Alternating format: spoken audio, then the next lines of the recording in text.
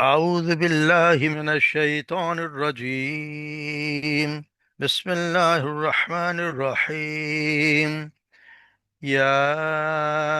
أيها الذين آمنوا اذكروا نعمة الله عليكم إذ جاءتكم جنود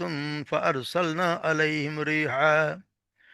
فأرسلنا عليهم ريحا وجنودا لم تروها وكان الله بما تعملون بصيرا.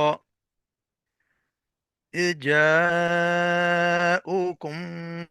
من فوقكم ومن أسفل منكم وإذ زاغت الأبصار وبلغت القلوب الحناجر وتظنون بالله الظنونا. هنالك ابتلي المؤمنون وزلزلوا زلزالا شديدا. وإذ يقول المنافقون والذين في قلوبهم مرض ما وعدنا الله ورسوله إلا غرورا. وإذ قالت طائفة منهم يا أهل اليثرب ما لا مقام لكم فارجعوا ويستأذن فريق منهم النبي يقولون إن بيوتنا أورى وما هو بعورات إن يريدون إلا فرارا.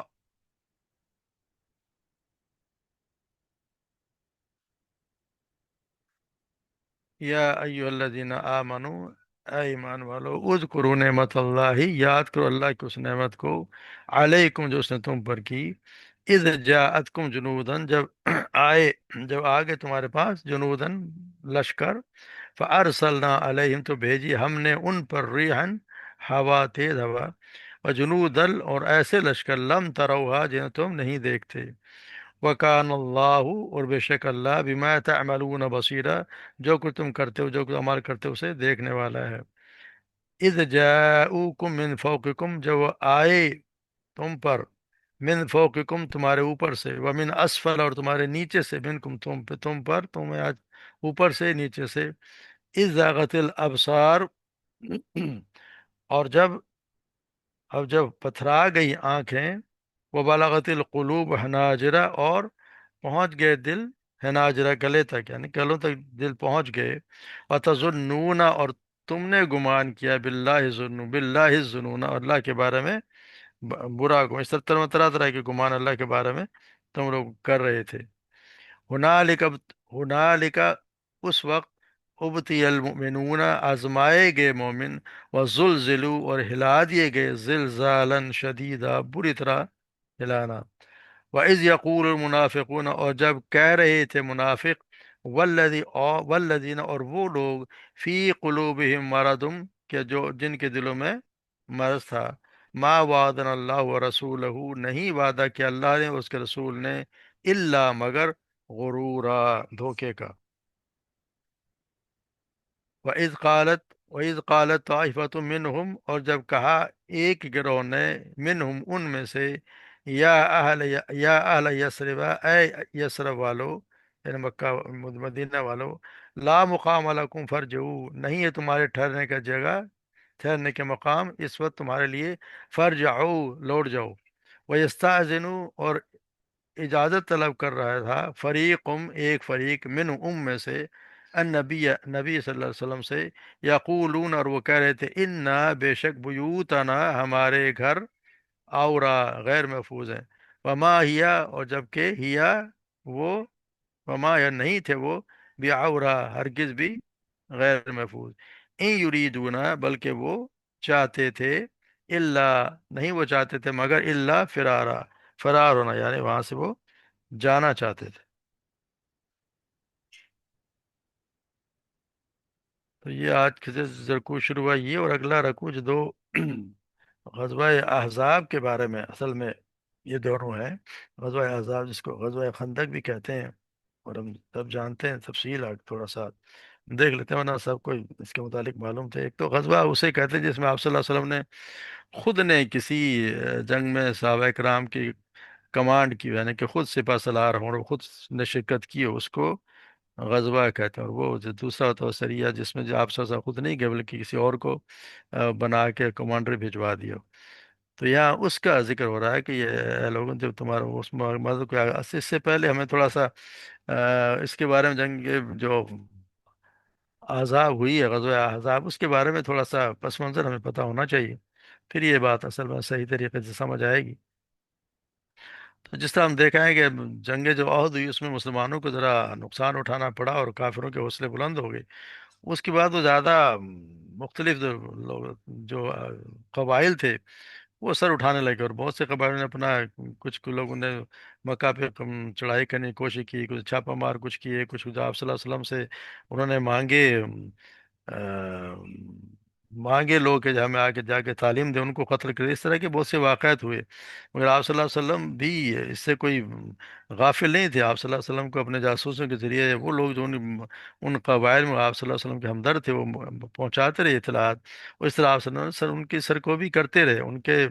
جو ہے وہ مختلف لوگوں کو کمانڈر بھجوا کر وہ دستے بھیجتے رہے، تو ان کو سازشوں کو ناکام بناتے رہے۔ اور پھر ایک جب وہاں سے ایک قبیلہ ان کے بعد مدینہ منورہ میں جو قبائل تھے یہودی قبیلے، تو وہ اصل میں تین بڑے قبیلے تھے ان کو ہوا کرتے تھے مدینہ منورہ میں۔ ایک وہ بنو، ان کا بنو نذیر، جس کا نذیر کہتے ہیں، یا بنی نصیر بھی نذیر کہتے ہیں، ان کا علاقہ تھا۔ ایک وہ تھا، دوسرا یہ قینقا والے، یہ دوسرے تو قینقا والے آئیں گے پڑھیں گے جیسے، تو وہ یہ قبائل جو تھے، تو وہ جو تھے بنی نذیر والے، انہوں نے ایک بار آپ صلی اللہ علیہ وسلم کو بلایا اور پھر آپ کو ہلاک کرنے کی کوشش کی۔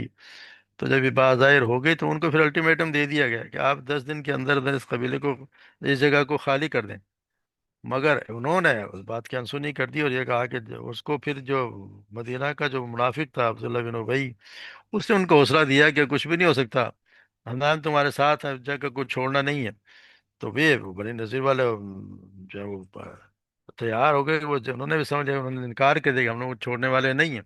تو انہوں نے اس نے بڑی کہ دیا کہ وہ مدد کو آئیں گے، فلاں جگہ سے مدد کو آ جائیں گے، وہ آ جائیں گے۔ آپ صلی اللہ علیہ وسلم نے پھر ان کو کہلا بھی، پھر آپ صلی اللہ علیہ وسلم جب میعاد ختم ہو گئی 10 دن، پھر ان کا محاصرہ کر لیا،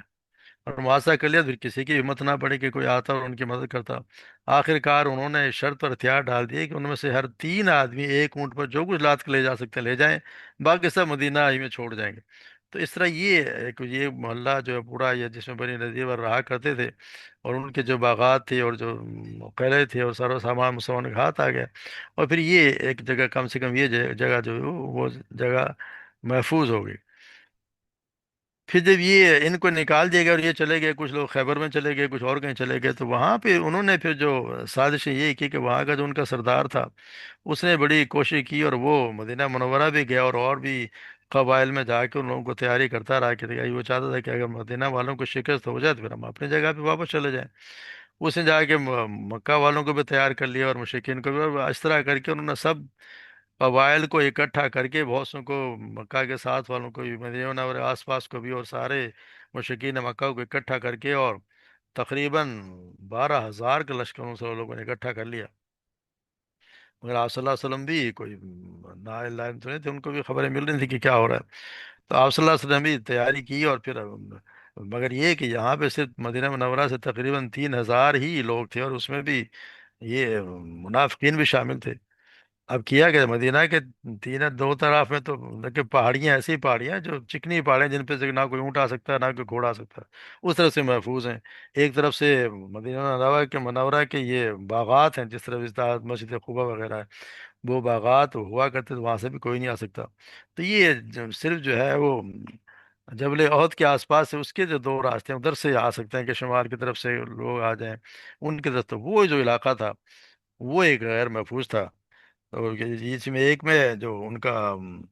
بنی قریظہ کہ یہودیوں کا ایک قبیلہ مدینہ منورہ کے اندر تھا، اس سے آپ صلی اللہ علیہ وسلم کا پکا مسلمانوں کو معاہدہ تھا کہ اگر ایسا ہوا تو وہ ان کی حفاظت کیا کریں گے، ان سے پکا معاہدہ تھا۔ اور اسی لیے آپ صلی اللہ علیہ وسلم نے اپنے بچوں، بیوی بچوں کو، سب کو، مسلمانوں کی عورتوں کو، سب کو ایک ان کے قریبی بارے ایک بڑی کوئی گھر تھا بھائی، وہاں پہ اکٹھا کر دیا، اور ان کی طرف سے ان کو اپنے آپ کو سمجھا کہ محفوظ ہی ہوں گے۔ تو وہاں پہ تو چلے گئے، تو پھر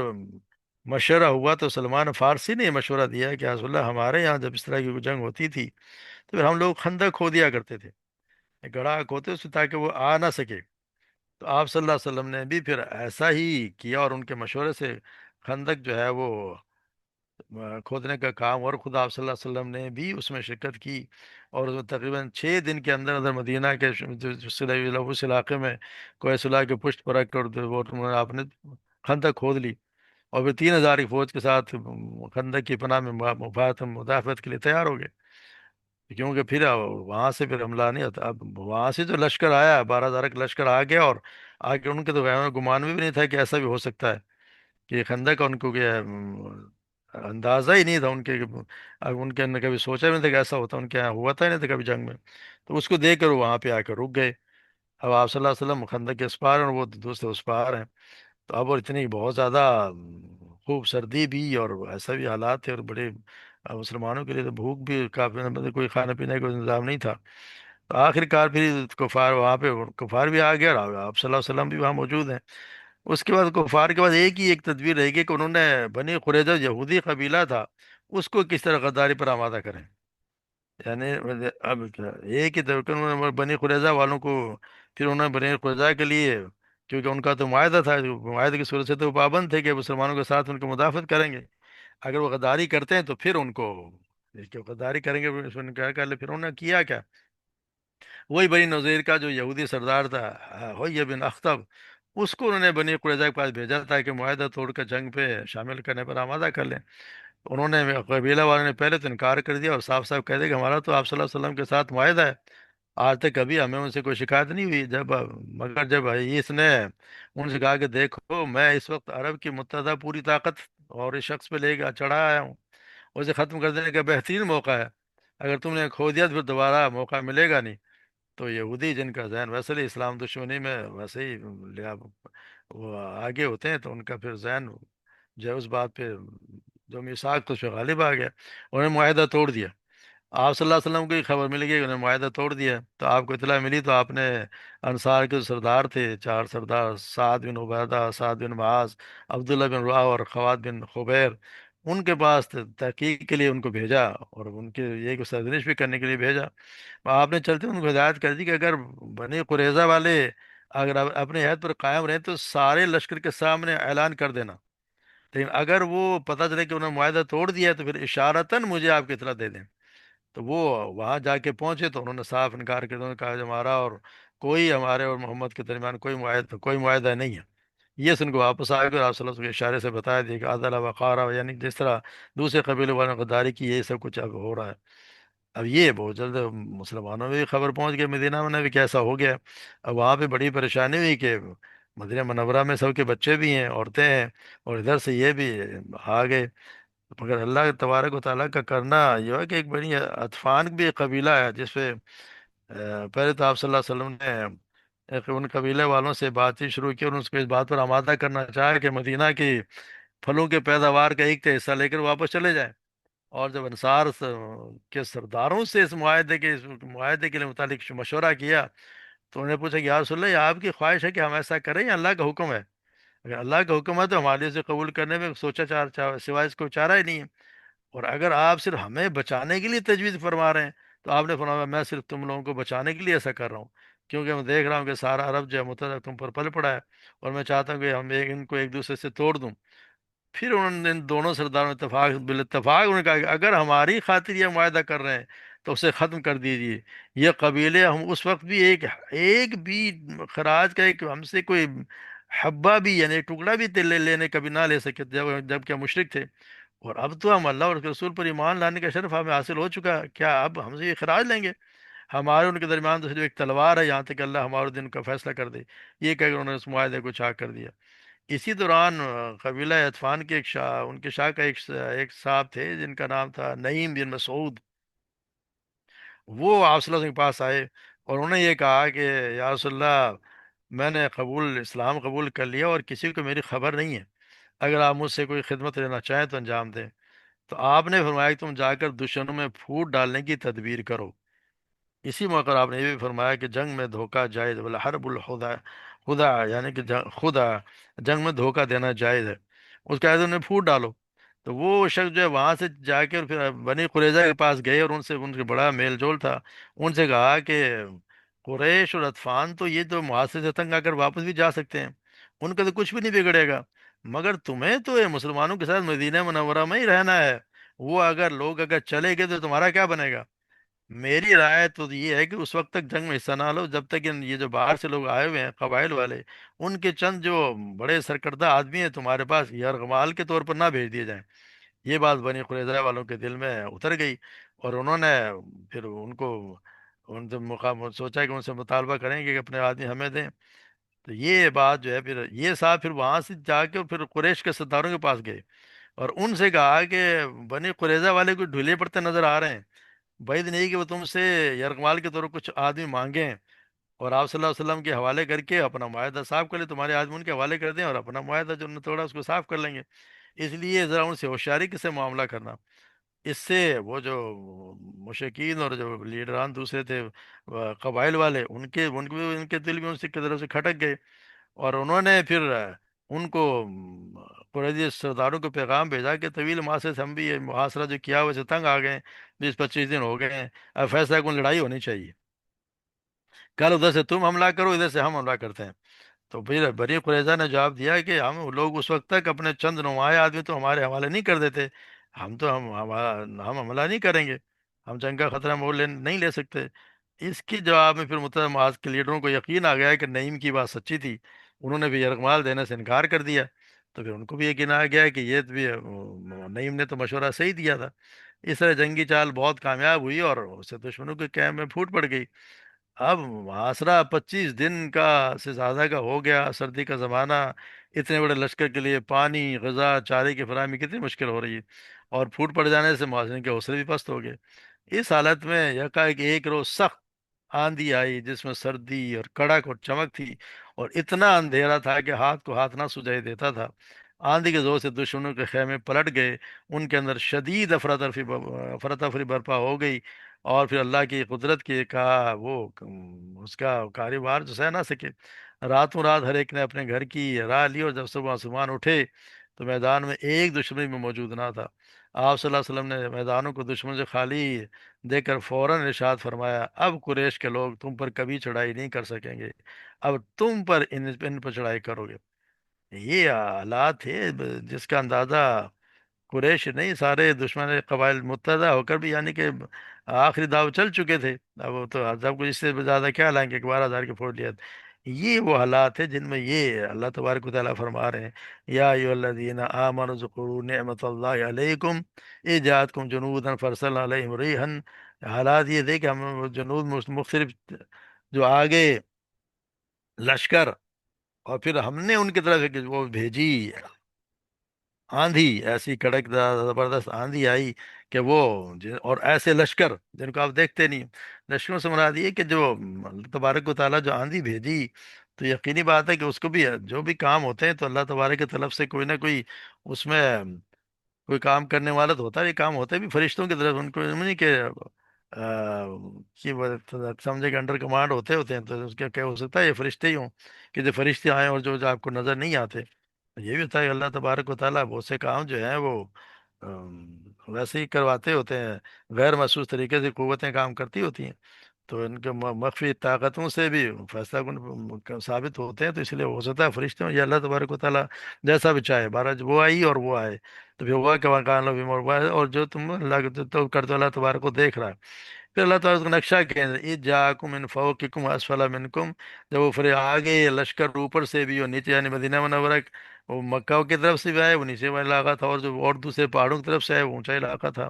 اور پھر زاغت الابصار، تمہاری آنکھیں پھٹی کی پھٹی رہ گئیں، اور بالغت القلوب، اور دل اوپر دلوں پہ دل جو ہے وہ گلوں تک آ گئے، اور لوگ جو ہے گمان کر اللہ تعالیٰ گمان جو طرح طرح کے گمان کرنے لگے۔ تو اس کا نقشہ بھی اگر آپ دیکھیں تو کہتے ہیں کہ ایک شخص حضرت حذیفہ بن یمان سے ایک نوجوان نے جو کوفے کے رہنے والے تھے، انہوں نے کہا کہ اے ابو عبداللہ، تم بڑے خوش نصیب ہو کہ تم نے اللہ کے رسول کو دیکھا، آپ کے مجلس میں بیٹھے، اب بتاؤ تو کیا، بتاؤ تم کیا کرتے تھے؟ تو حضرت حذیفہ نے فرمایا کہ واللہ ہم جان نثاریاں کیا کرتے تھے. تو نوجوان کہنے لگا سنیے چچا، اگر ہم حضور کے زمانے میں، ہم آپ ان کے زمانے میں ہوتے تو واللہ آپ کو قدم بھی زمین پر نہ رکھنے دیتے، اپنی گردن پر اٹھا کر لے جاتے. آپ نے فرمایا بھتیجے ایک واقعہ سنو. جنگ خندق کے موقع پر آپ صلی اللہ علیہ وسلم بڑی رات دیر تک نماز پڑھتے رہے. فارغ ہو کر دریافت فرمایا کہ کوئی ہے جو جا کر لشکر کفار کی خبر لائے. اللہ کے نبی اس نے شرط میں کرتے ہیں کہ جنت، وہ جنت میں داخل ہوگا. کوئی بھی کھڑا نہ ہوا کیونکہ خوف کی، بھوک کی اور سردی کی انتہا تھی. پھر آپ دیر تک نماز پڑھتے رہے. پھر فرمایا ہے کوئی جو جا کر یہ خبر لا دے کہ مخالف نے کیا کیا. اللہ کے رسول اسے مطمئن کرتے ہیں کہ وہ ضرور واپس آئے گا، اور میری دعا ہے کہ اللہ تعالیٰ اسے جنت میں میرا رفیق کرے. اب تک بھی کوئی کھڑا نہ ہوا. بالآخر کیوں؟ وجہ یہ تھی بھوک کے مارے پیٹ کمر سے لگ رہا تھا، سردی کے مارے دانت سے دانت بج رہا تھا، خوف کے مارے پتے جو ہیں وہ پتے پانی ہو رہے تھے. بالآخر میرا نام لے کر آپ صلی اللہ علیہ وسلم نے آواز دی. اب تو میرے بعد کھڑے ہوئے کے بغیر کوئی چارہ نہ تھا. فرمانے لگے حذیفہ تو جا اور دیکھ کر اس وقت، اور دیکھ وہ کیا کر رہے ہیں، دیکھ جب تک میرے پاس واپس نہ آ جائے کوئی نیا کام نہ کرنا. میں نے پھر بہت خوب کہہ کر اپنی رائے اور جرت کے ساتھ مشرقوں میں گھس گیا.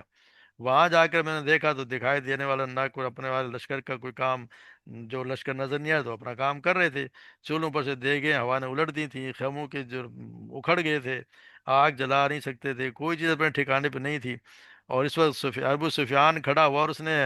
اونچی آواز میں کہا کہ "اے قریش، اپنے ساتھی سے ہوشیار رہو، اپنے ساتھ کو دیکھ بھال لو کہ ایسا نہ کوئی غیر کھڑا ہو". میں نے یہ سنتے ہی میرے پاس جو ایک قریشی کھڑا تھا اس کا ہاتھ پکڑ لیا. اس سے پوچھا تم کون ہو؟ اس نے کہا میں فلاں فلاں. میں نے کہا اب ہوشیار رہنا. تو حالت یہ تھی. اور پھر وہ کہتے ہیں کہ جب وہاں سے گیا تو کڑاکے کی بہت سردی تھی. تو اللہ کی قسم مجھے معلوم ہوتا ہے کہ اور میں وہاں سے گیا تو میرا حال یہ تھا، ایسا لگتا ہے جب میں کسی گرم حمام میں ہوں. اس سے بھی جب میں کفار کے لشکر میں پہنچا اس وقت ہی پھر اب جو ہم ان کو دیکھا تو مجھے بالکل سردی لگ نہیں تھی اور مجھے تو کوئی احساس بھی نہیں ہو رہا تھا.